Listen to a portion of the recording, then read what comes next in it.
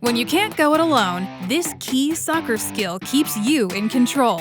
So what is passing and what makes it special?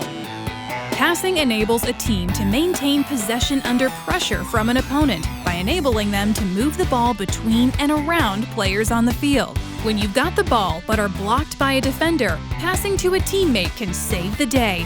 If you're on the move and run into trouble, passing with a give-and-go or overlapping run can get you out of it. You can use a long pass to set up a cross or a short one to set up a great goal shot. And if you're in the goal, passes are a useful way to distribute the ball to teammates nearby. You can pass in place or on the run, forward, back, or to the side, using the inside of the foot, the outside, the instep, even the heel. The best part?